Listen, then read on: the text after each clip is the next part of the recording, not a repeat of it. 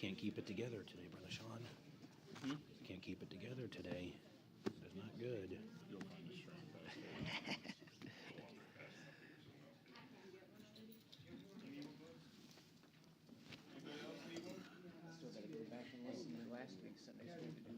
I know. Setting up chairs. So Bailey was like, seems unfair. Because he's over there. Yeah. Proverbs chapter number 6 for our Sunday school this morning. Appreciate you being here. Shocker, it's Ohio and it's raining again today. Good grief. It's good to see you. Did you guys have a good time? Yeah, good. Oh, I'm sure it was. Amen. Amen. Good show? Yeah. Amen. That is good. It's going to get dry, and I keep saying this. It's going to get dry, and the sun's going to come out, and then it's going to be fall. And that's how it's going to go. That's just going to be this year, and that's just how it goes. Proverbs chapter number 6. The title of the lesson, if you got an outline this morning, is Common Sense Counsel. Common Sense Counsel. Travel over to chapter number 1 if you would. We'll start there in chapter number 1. This is our 7th lesson, Sunday school lesson, going through the book of Proverbs. And I was trying to do just a chapter a week. Well, got to chapter number 6, and there's too much in chapter 6 to do it in just 1 week. And so we're going to break it into 2 weeks. We'll do verses 1 through 15. This week, Lord willing, we'll come back next week, and we'll hit 16 through the end of the chapter. And there's a lot to cover even today. But back to Proverbs chapter number 1, we're talking about common sense counsel. And right on the top of my notes, I put an exclamation point by this statement: counsel is important. And we kind of just alluded to this a little bit last week when we were talking about the flashing light up there. I gave the illustration that there was a company here out of Wadsworth fixing that light last week. And I was telling my wife that they were here changing that to an LED. And she said, "What flashing light?" And so I think sometimes we miss things, and God doesn't want us to miss the counsel that He wants to give us this morning. And so look at Proverbs chapter 1 and verse number 5. Proverbs 1 verse 5 says, "A wise man," what kind of man? Wise man will hear and will increase learning, and a man of understanding shall attain unto what kind of counsel? Wise counsel. So travel over to chapter number 4. Proverbs chapter 4. The blinking lights up there at the intersection counsel the driver to be cautious. And that is what Solomon is trying to get his son to understand, that he wanted him to be cautious. And there are 6 areas. We'll cover 3 today. But look at chapter 4, verse number 5. Proverbs 4 and verse number 5. He says, "Get wisdom, get understanding." In verse number 7, he says, "Wisdom is the principal thing." Then he says in verse number 10, "Hear, O my son, and receive my sayings." And so travel over to chapter 6, and as you're traveling over to chapter 6, here's what Solomon wanted Rehoboam to do. He wanted him to listen to what he had to say when it came to some counsel, some common sense counsel. And we're going to cover those 3 things this morning. Father, it is an honor and a privilege to be here again this morning. And Lord, after having just a few days off to try to get some rest and just to recuperate as a family, Lord, I'm thankful to be back this morning. And Lord, I am thankful for men like Brother Jonathan that stood in on Wednesday and brought a clear presentation, good counsel on what we are as Baptists. And I'm thankful for that, Lord. Pray that you'll bless him for his time and his effort put in. And Lord, as we go to the scriptures this morning, I pray that you'll give us the counsel that we need. Forgive me, Lord, for areas that I have failed you. Lord, forgive me of my sin. Fill me with your Spirit this morning, and may I teach in the Spirit.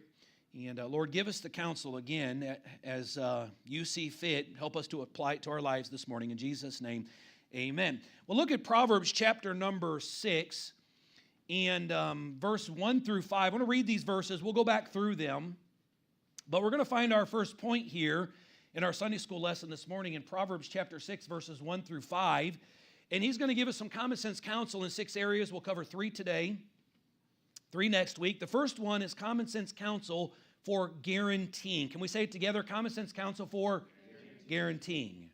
And he uses the word surety, and the word surety defines as guaranteeing payment to or for or on behalf of another. And notice what it says in Proverbs chapter 6, verse number 1, my son. So who's Solomon talking to? He's talking to his son. His son's name is Rehoboam. That's it. My son, if thou be surety. That word there means guaranteeing or security for thy friend. If thou hast stricken thy hand with a stranger, thou art snared. He's what? Snared with the words of thy mouth. Thou art taken with the words of thy mouth.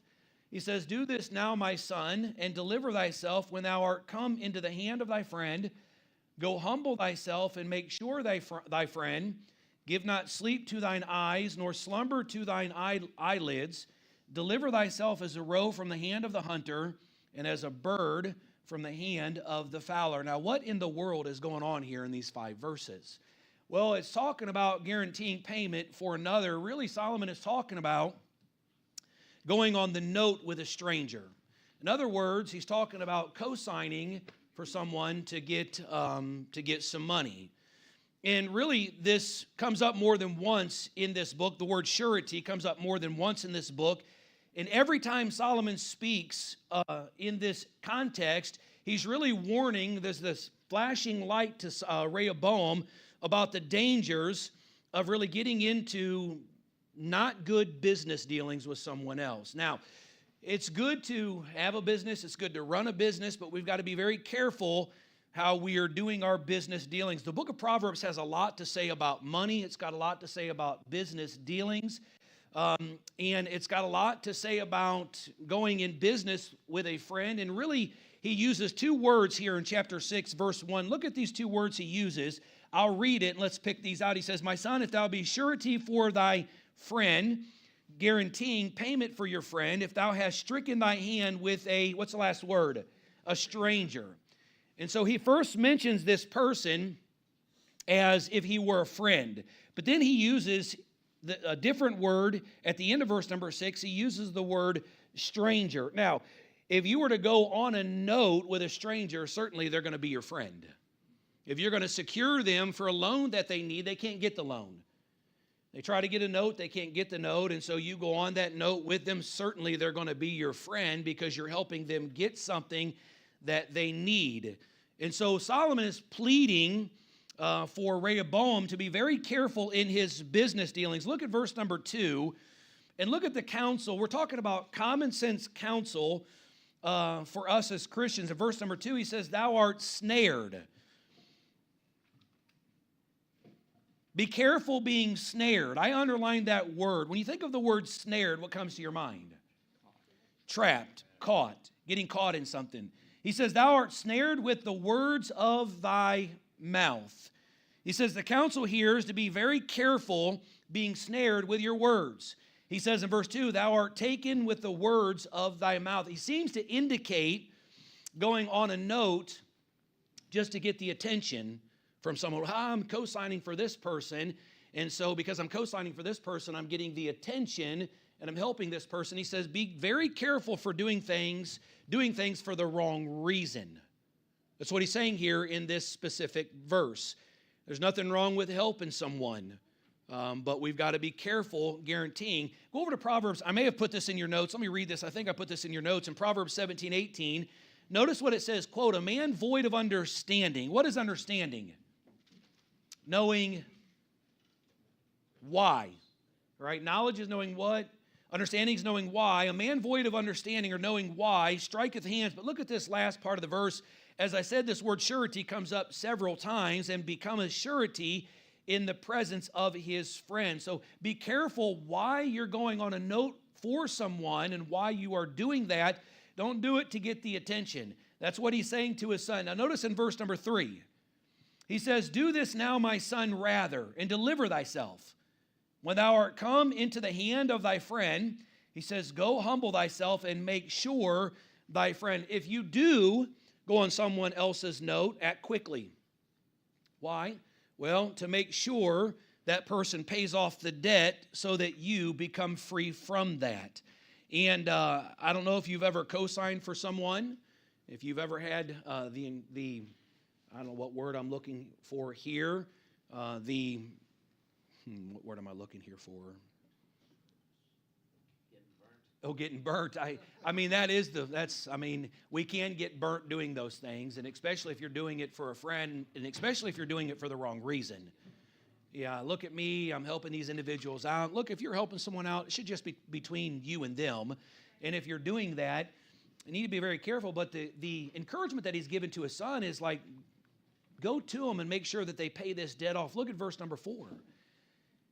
He says, don't fall asleep on it. Give not sleep to thine eyes, nor slumber to thine eyelids. In other words, he's saying, don't sleep until the matter is cleared up. Get the matter cleared up. If you're going on someone's note, make sure they're taking care of it. Try to get them to square that debt up quickly. Solomon seems to indicate that it's not a sin. I remember my grandpa telling me several times, it's against the Bible to go on someone's note to co-sign. I don't think he's saying that it's a sin to co-sign for someone, but it can get very messy to co-sign for someone. And it can ruin friendships. You can start out really strong as friends, and then that friend is, wanting to get something. They don't have the means to get that. And so being a friend, you're like, well, I can do that for you. And you go on that note with them, and then they burn you. They don't take care of that. They don't finish out the loan. And then guess what? If you're the co-signer on that loan, guess what happens if they don't pay that loan back? You're responsible for that loan. And as stewards of God's money and stewards of everything that God gives us, we have the responsibility to say, no, that's not a good thing. Look, I've been there before. I've been on both sides of that. Be honest with you. As a young person, I've made some boneheaded decisions financially.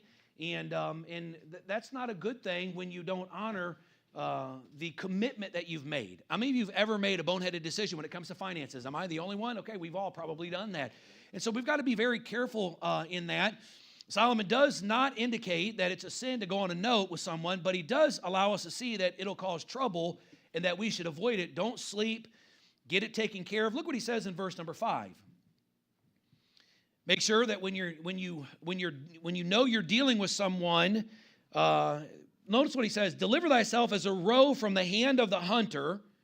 I know this seems kind of strange in what he's using as far as this terminology, but it says, and as a bird from the hand of the fowler. Here's what I wrote down this week. Make sure you know with whom you're dealing with when you're getting into a business dealing. How many of you have ever gone into a business dealing with someone and that didn't really turn out the way that you thought it was going to turn out? I remember when I first went into hanging drywall, I first started hanging drywall, and I started working with someone, and over the course of just a little bit of time, it was probably a year or two, I realized that it was time for me to go out on my own. I won't get into all the business dealings with that individual, but I decided to go on my own, and my cousin and I went into business together. And sometimes it's not always a wise thing to go into business with friends and family. It can be, now look, some people are the exception. That's not always the case. But we've got to be very careful when we do step into business dealings with individuals, because let's just be honest, sometimes it doesn't go as you plan for it to go. And then what do you do with that friendship when you have different thoughts when it comes to the business, when you really didn't iron everything down, and so you're on the note together? How do you get out of that? Well, you pay off the debt, and you want to save your friendship. So I remember going in business with my cousin, and we were able to part ways on a good note, but that's not always the case. And so Solomon's saying, son, make sure that you are very wise when you go into dealings with other people, because it can get very, very difficult, okay? And so he says, be careful guaranteeing payment for someone. If the person that you've tried to help does not pay the debt, then it'll be your responsibility to pay that debt off. And so here's what I believe he's saying to Solomon as we move on to point number 2. Use your understanding and do not enter surety unsure. Does that make sense? Don't be unsure about the person that you're getting into the business dealings with. They may have the greatest mindset, vision to do something, and then it just doesn't work out that way. I want to spend a little more time on this second one, because really all of these go together. So look at verse number 6. We'll read verse 6 through 11, and then we'll pick our way through those. Secondly, he gives some common sense counsel for working. Not just guaranteeing, but working. I think these go hand in hand. Rehoboam, if you want something in life, work for it. I mean, doesn't that make sense? Doesn't the Bible say in the New Testament, it says it really all through the Bible, that if you don't work, you don't eat. God designed us to work. And if you don't use it, you'll lose it. And so he uses the example of an ant. I was telling somebody the other day, I said, I need to resurrect this message. When you look at ants and you look at bees, boy, I tell you, they're just workers. But look at verse number 6, and we'll read through these verses and then pick through them. He says, go to the ant. What is the comma there for in the English language? To pause. That's right. So here he goes. He wants us to think about the ant. The ant is super small, and there are so many species of ants, but he says, thou sluggard, consider her ways, and be, what's the next word? Why? So we're talking about common sense counsel for us to become wise. He says in verse 7, which having no guide, no overseer, no elder, no pastor, no bishop. Can I just say this just by way of just chasing a rabbit for just a minute? Listen, we ought to do what we do without someone hovering over our backs. Yeah, we ought to have integrity. We ought to be, have a good character within us to just do what God wants us to do, not because somebody sees us, but ultimately because God sees us. And so he says this, which having no guide, overseer, or ruler, provideth her meat in the summer, and gathereth her food in the harvest. So notice those two phrases, in the summer, in the harvest. How long wilt thou sleep, O sluggard? So that's the second time he's used that. We're talking, when you see the word sluggard in the Bible there, it's talking about someone being lazy. It's not a good thing to be lazy. He says this, when wilt thou arise out of thy sleep? Yet a little sleep, a little slumber, a little folding of the hands to sleep, so shall thy poverty come as one that travaileth, and thy want as an armed man. And so he's talking about common sense counsel for working. So let's look at verse number 6 again. Then I'll give you a little bit of commentary on that. He says, go to the ant. So we're talking about the ant. I was down at our property the other day, and I was looking for something, and I ended up moving a log. I moved, it wasn't a log, it was a cover that was over the side-by-side. And I moved the cover, and it had a bunch of rain on it, and it hadn't been there for at least maybe a day or two. And I removed that, and there were thousands of ants that had already started building stuff underneath there. I mean, they're workers, and they work, and they work, and they work. And so what Solomon is saying to Rehoboam is, listen, you have to work for what you got. You have to work for what you want or what you need. And he says, so go to the ant, thou sluggard. Don't be lazy. Consider her ways and be wise. And so Solomon is really giving a message to those that are lazy. And he wants us to consider the ant. The ant, and this is a whole nother message in itself, is probably one of the hardest workers on planet Earth. And we should use them as an example. I mean, they never stop moving. And they just keep going, and they keep going, and they keep going. We were watching a documentary the other day on Disney. It was pretty cool. If you have Disney, it was on bees. And this man, he followed this, I don't know how long he followed this one colony of bees. I don't know what you would call it. But he got some shots and some photographs and some video of these bees and just how hard they work, constantly flying in and flying out and doing this and doing that. And the ants are the same.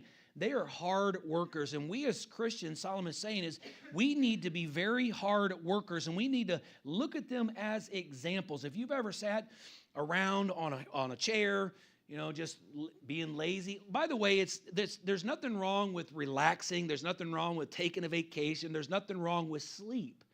But when those things take precedence in your life, that's when it becomes wrong. We need to be hard workers, but I've sat and I've watched these ants carrying stuff, and just the strength they have, and when you start digging into the strength they have and the things they move and the work they do, it is an amazing thing to watch them. And we can learn not just from the birds, as we have. We can learn from the ants. We can learn from the bees. And so he's saying we need to be hard workers. By the way, let me say this. As Christians, not in a prideful way, but we ought to outwork the entire world. We ought to be hard workers. Christ he was a carpenter. There's no doubt that he took pride in his work. There's no doubt that he was up early. He worked his time. He put his time in. He didn't, if he had 10 minutes for a break, he didn't take 15 minutes. He took his 10 minutes. I mean, that's the kind of worker we should be. And not just on the job, but we should have that same kind of mindset when it comes to our family, when it comes to our ministries. We ought to be hard workers. We ought to outwork those around us, not bragging and saying, I'm working harder than you. No, I'm doing what I'm doing for God. Every time I went on a job to finish a house, I had the mindset, number one, when I was finishing the house, number one, I'm doing this job for God. God is looking. He's watching me. And so I would take the time if, the drywall hangers would hang the boards and they would put those two factory edges together and there was a blister there, just a tiny little blister, I would cut that blister out and then I would pack it and then tape over that.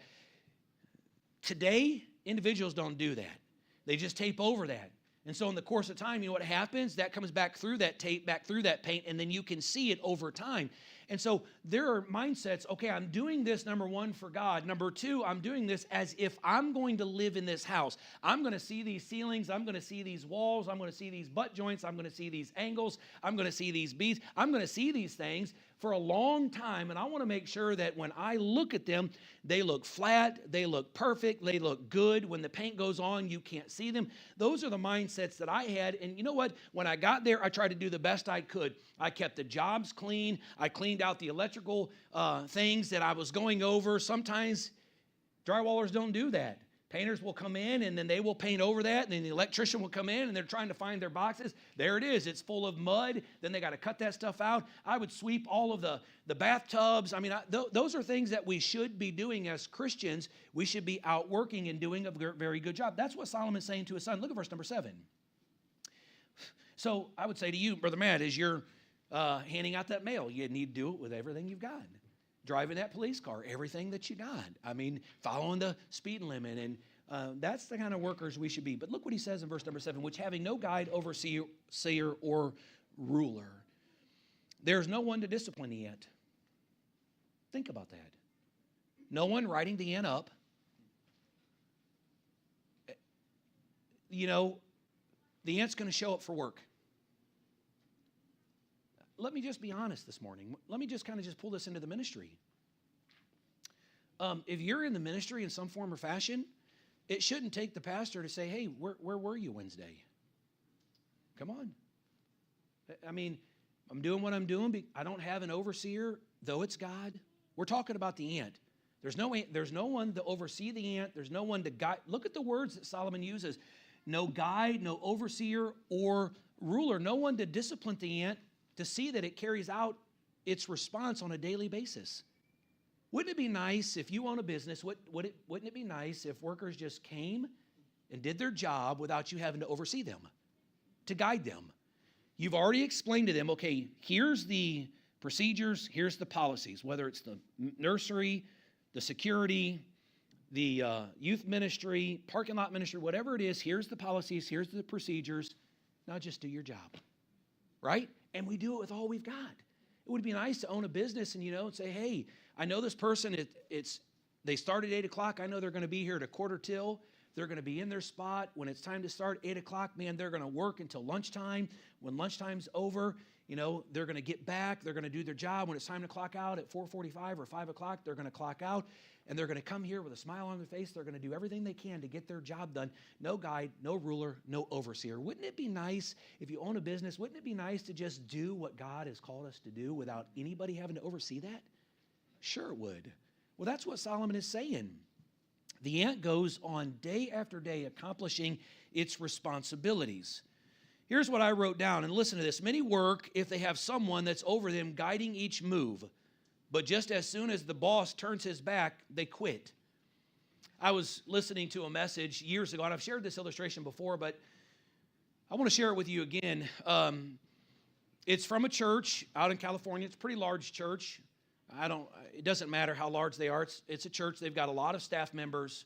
And I remember listening to a message, and the guy that was preaching was one of the assistant pastors. He was the vice president of their college that they have.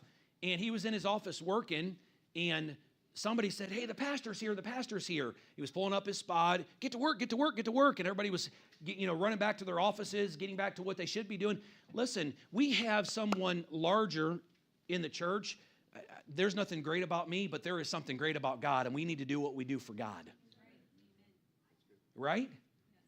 Not because the pastor's looking, not because my boss is overseeing me or guiding me, but because this is the right thing to do. They're giving me a paycheck. I have insurance through this company. I have time off, sick days. I have all of these things. If you have those things, and we ought to give everything we've got to the employer that is employing us. And that's what I believe Solomon is saying. The ant doesn't have an overseer, but it's not lazy, and it does its work. Look at verse number 8. Here's what the ant does. And so these connect. Verse 6 connects to verse 7. Verse 7 connects to verse 8. So this is all one thought. Go to the ant. Thou sluggard, consider her ways and be wise, which having no guide, overseer, or ruler, provideth her meat in the summer. So she works to, eat in the summertime. Now notice what it says, and gathereth her food. They gather enough food for the wintertime. Now, we really could speak here. I don't want to chase a rabbit, but let me just say that as Christians, we ought to be good stewards. And we shouldn't spend, the Bible says in the book of Proverbs, we'll get there, a wise man doesn't spend all that he has. Right? He layeth up. Because I remember when I first started hanging drywall, my dad said, it was really my Uncle Jerry, my mom's brother. He learned straight from sheetrock. And that's not the reason I went into it, but I was drawn to it when they were doing some stuff at my house. I thought, wow, that's a pretty cool trade. I could make some decent money. I enjoyed it, so that's why I probably went into it, I would say. But I remember my Uncle Jerry saying, look, if you're hanging drywall, your back has only so many lifts. And then eventually, I can remember getting guys on 2 and 2.5 bunks of scaffold and lifting up a 16-foot 5/8 and running all the way underneath of it myself. And those are pretty heavy, and I would shimmy that board all the way up 2.5 bunks of scaffold, get it up there, and then I would climb all the way up, and then we would set that, down on that wall on a cathedral, and then do the next one and the next one. They don't do that stuff anymore. They put butt joints everywhere because they're just not making them like they used to. But listen, we ought to work hard. We ought to be hard workers. We ought to use our mind, our body, the things that we do wisely, because eventually we're going to wear out. And so we've got to work in the summer, put up for the winter, for the harvest, and that's what he's saying here. Let me read some of this stuff. Verse number 8. He says, provideth her meat in the summer and gathereth her food in the harvest. The ant knows what to do and takes interest in doing the work. They know the kind of food they need and make sure they have enough to last through the changing of the seasons. Do you? He's saying this to Rehoboam, listen, don't spend everything you've got. Work for what you need. Lay it up when wintertime comes. Because listen, in the building industry, when it gets to be winter, it's not so much like that anymore. They just put them up. I didn't like when they did the basements in the wintertime, and it just wasn't wise to me. And building in the wintertime, it just wasn't a good thing. But I needed the work. But there were times when things got slow. And I worked by house. And if I didn't get a house done, we didn't get paid. Well, we needed that money to live, to pay bills. So if there was a week or two that I didn't have a job, what did I do then? I didn't have unemployment. And so I had to pick up side jobs, or I had to go without work. And so if I didn't have the money, well, where was the money coming from? The bills. So we had to save. And we did good. We didn't do good. We did good. We didn't do good. I wish I could go back and do better than what I did. And so he's saying, be careful with how you're using your money. All right, look at verse number 9. He says, how long wilt thou sleep, O sluggard? When wilt thou arise out of sleep? In other words, he's saying, when are you going to get up? Get up early. And the early bird gets the worm. There it is. All right, there's the wisdom. I know I said it backwards, but the early bird gets the worm. Getting up early, you can get a lot of things done. You'll beat the sun. Work hard. If you consider the ant gets little sleep. Now, I'm not saying that we shouldn't get sleep. Our body needs rest. Surely, it does. But we ought to be early risers. And I'm talking to myself right now. They know that their work is important. And the quicker they get about the job, the more they get done. If you wait till 10 o'clock to get up and start your job, or 9 o'clock to get on the job, well, then you're there till 6, or you're there till 7. There were times where, I went from finishing a house, and they laid such a load on me. I was finishing a house, but that week I had to also do a basement.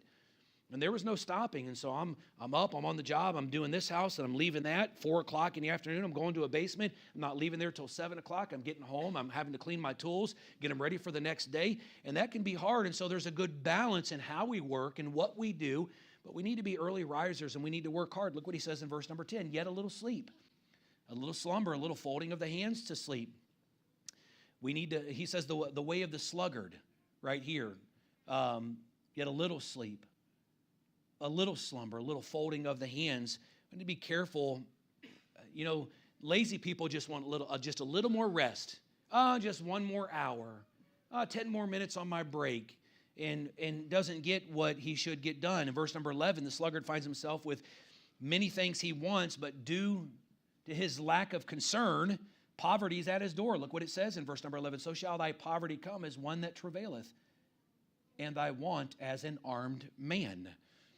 And so he sees things that he wants, but because he's lazy, because he's sleeping, because he's a sluggard, because he doesn't get up and do what he's supposed to be doing, he wants and he wants and he wants. Look, I'm all for individuals jumping on welfare for a time, but that's for a time. I'm not for people jumping on welfare and staying there. That's not what it was designed for. It was designed for to get you on, to get you off, to get you through. And we have been designed and created as humans, but more importantly as Christians, to work and to work hard. And so he's saying, work hard, don't be poor, and don't rely on the goodness of others. There's nothing wrong with giving a gift. There's nothing wrong with receiving a gift. But don't let that be the mindset that you stay in. Then he finishes up in verse 12 through verse number 15, common sense counsel for ignoring. So we have said before in this book, the simple person ignores counsel, the foolish person rejects counsel, but the wise person accepts counsel. Notice what it says in verse number 12. Verse 12, Solomon brings his son back to the naughty person who has a froward mouth. In verse 12, a naughty person, a wicked man, walketh with a froward mouth. He warns him again not to walk in the paths of this man, since he will only cause him to be ignorant and rebellious of his way. Don't learn from this naughty person. The naughty person could be the person that says, I just rely on welfare. The naughty person could just be the person that says, you don't need to work for that. Somebody else is going to give you what you need. He's saying, don't walk in his path. Stay away from this rebellious, this arrogant person. He's not a good person. Notice what he says in verse 13. He winketh with his eyes. He's using his eyes, his hands, his feet. It was a way to conceal things that they were doing against the law from what I read this week as far as history. He winketh with his eyes. He speaketh with his feet. He teacheth with his fingers. The naughty person will use anything to destroy. And so we've got to be careful about the naughty person. And certainly, Solomon had his fair share with naughty people. He probably had his fair share with people that were lazy. He had a big kingdom. He had a lot of servants. And so he says, just be careful with this person. He winketh with his eyes. He's trying to do things unlawful. Listen to me. There are people that sit around and don't work and get a bigger tax return than those of you that are working day after day after day, week after week after week. That's naughty. They're playing the system. Stay away from people like that. We ought to win them to Christ, but we should not encourage them to do that. Oh, you're doing a good thing. No, that's not a right thing. Get on and get off is what it should be. But then in verse number 14, he talks about how the naughty person hates authority and devises all kinds of ungodly mischief. Look at verse 14. There's frowardness in his heart. He deviseth mischief continually. He soweth discord Oh, so you think it's a bad thing that I'm on welfare? You think it's a bad thing that I don't work? Yes, I think it's a bad thing. Now, if you're disabled, I understand that. That's different, for sure. And we should take care of you. I agree with that. But just sitting around on the dime of someone else is not a good thing, and this person that's doing that is going to make you feel like you're the one doing something wrong. And Solomon's saying that's not a good thing. Frowardness is in his heart. Disobedience. He teacheth mischief continually. He soweth discord. And by the way, he sows discord among the brethren. It's a good sign for us to look for when we think we have encountered a naughty or wicked person. Stay away from them. And here's what I wrote on the last part of this. If someone is always trying to run someone else down, it's a pretty good indication that's a person you probably shouldn't be around. And we'll pick back up on that next week when we get into verse number 16, 17, 18, and 19. But notice verse 15. We'll finish with verse 15. Therefore, why, when you're studying the Bible and you find the word therefore, you have to ask yourself, why is the therefore? And so he says, therefore, here's why that therefore is there. Because of everything he said, watch what he says, shall his calamity come suddenly? Whose calamity? Well, that one that is guaranteeing for the wrong reason. That one that is not working. That one that is ignoring the wisdom that Solomon is trying to give. He says in verse 15, therefore shall his calamity come suddenly. Suddenly shall he be, notice the last three words, broken without remedy. In other words, Solomon's saying judgment is going to overtake this individual if he doesn't accept the instructions that he's receiving. And so what are the instructions for us this morning? Here they are. There's a caution light right there. And do you know how many times I've been here, and I shared this last week, how many times I've been here and I've walked outside and I've just seen individuals just blow right through that caution light? It's like it's not even there. Matter of fact, I left the church, I think it was yesterday or the day before, and I was headed home, and I was coming up to an intersection, and I saw a man coming up to the intersection, and he just came up to the intersection, came right to the stop sign, and just went right through it. And, you know, the good Christian thing, I had my window down. I said, nice stop. It's probably not the right thing to do, but, you know, I was trying to be godly there, and I was like, nice stop, nice roll. Sometimes we roll right through God's caution light when it comes to the wisdom that he's trying to give us. If you're going to go on the note with someone, you better know them. Be very careful. It may be better to say, you know what, I can't go on the note with you, but I can give you $500, no interest, just yours as a gift to kind of contribute to that. I mean, we can do that.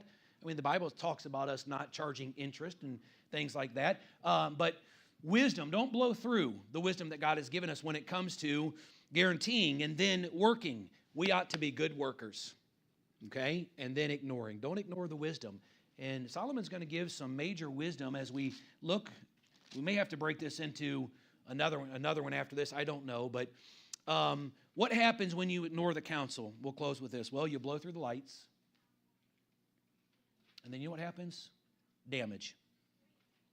Destruction. Let me give you just a personal illustration. This week, Tuesday morning, I had an appointment for my car. It needed some maintenance done to it. And so I took my work with me, and they were just supposed to change the oil, and there was one update that needed done. And they came out. I had my stuff all spread around on the table. I had my Bible open, I had my notes. I was writing my message out for this morning. And boy, when you have a Bible out, a lot of people like to stare at you. And just be honest with you, but that's okay. We want folks to know that we love the Lord, and there's Christians in the world. But he came back and he said, hey, there's an update. There's a recall on your seats. There's some levers that need replaced on your seats. We need to take those seats out and replace the lever and put them back. And I said, okay, that's fine. And normally when they start the work, they send me a video, and he pops the hood and he shows on the video everything they're doing. I think that's cool. Change the oil, your wipers look good, your fluids are good, we got your tires off, we're rotating them, they're wearing good. He put his thing in to show me how they're wearing, he looked at my brakes, all of those things. But there was no video of the seats. And I really didn't think much about it. And so they got done, I got in my car, I went home, and I was doing something in the car, and I got to my passenger side and opened the door, and I'm like, what is that? They took the seats out. When they took the seat out, they took it across the plastic that goes on the rocker panel, and then they must have dropped the seat because they put a big scratch right on my paint. And it was down to the metal. And so, like the good Christian I am, I sent them an email about the work they did in all caps. I am not very happy with the service I got. I'm going to need a phone call today. Well, I didn't get a phone call. And so I called them back, and they acted like they didn't know. They did know because I took the picture.